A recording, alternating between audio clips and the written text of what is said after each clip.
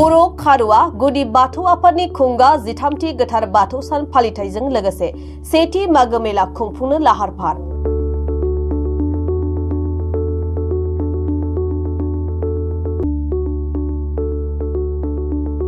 खुंगा 13थि गोथार बाथौ सान आरो सेथि मागो मेला फोरबो फालिथायखौ खुंफुंनो लाहार फाहार खालामनाया सोलिगासिनो दं।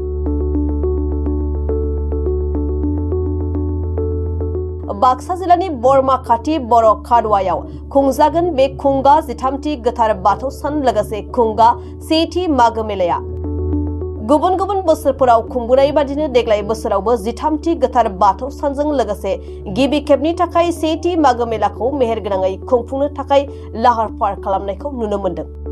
फैगौ 25 जानुवारिनिफ्राय 31 जानुवारिसिम 7 साननि मेहेरगोनां हाबाफारिफोरजों लोगोसे हारिमु आयदायाव हारसिङै मोसानाय बादायलायनाय, बैसागु जावजा मोसानाय बादायलायनाय, बाथौ आरज हानजा बादायलायनाय, सानफ्रोमबो गोदान गोजाम मेथाइ रोजाबगिरिफोरनि मेथाइ रोजाबनाय, धोरोमारि सावराय मेल, मीना बाजार, एक्सप'जों लोगोसे बायदि दोरोङारि जानाय लोंनाय थागोन होननानै बानजाय आफादा फोरमायदों। बेनिखायनो बे हाबाफारियाव हारि, धोरोम, राव बासियालासे बयखौबो लैहोर लैहोर फैनानै बाहागो लाफैनो बानजाय आफादा खावलायहरदों। बरखारुवा गामियाव एबा बाक्सानि आन्दाराव बरखारुवा गामियाव 13थि गोथार बाथौ सान फालिथाय जि हाबाफारि लादों बेखौ जोङो 1 सप्ता एबा 7 दिननि थाखाय लाहार फाहार खालामदों। 25 साननिफ्राय लानानै 31 सानसिम। दिनै जोंनि बे हाबाफारिया जानो साननैसोनि उनाव साननैसोल'थारसै।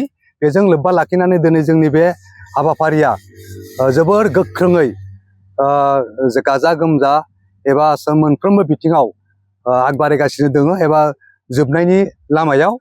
साननैसोनि उनाव जोंनि बे हाबाफारिया खुंफुंनो थाखाय थियारि जाबाय।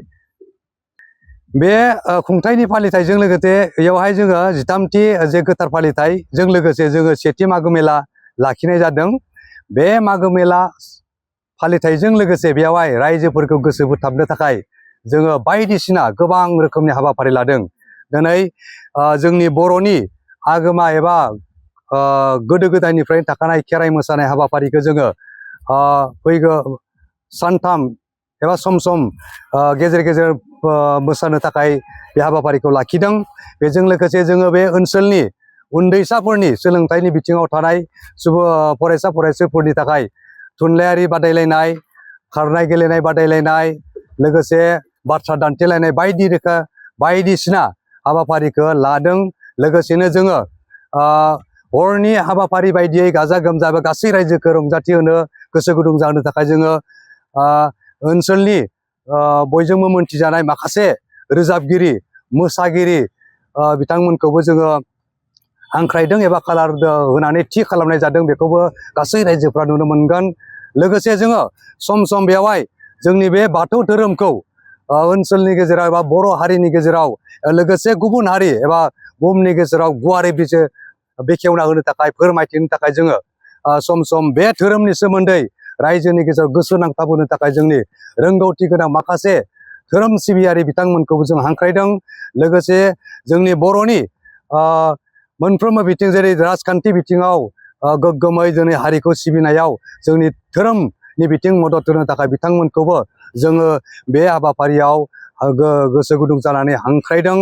आरो लोगोसे जों बेबायदिनो जोंनि बे मागो मेलाजों लोगोसे 13थि फालिथायजों जों बे ओनसोलाव जोंनि बाथौ धोरोमखौ बयनिबो रायजो राजानि गेजेराव गोसारथि होनो, मोनदांथि होनो, लोगोसे जोंनो गोनांथि जानाय दिनैनि बे समाव जे धोरोम सिबिसालि, बे धोरोम सिबिसालिखौ इयुननि समाव मोनसे गोग्गो एबा गोख्रों मन्दिर लुफुंनो हानाय थांखिजों जों दिनैनि बे हाबाफारिखौ लाफुंनाय जादों।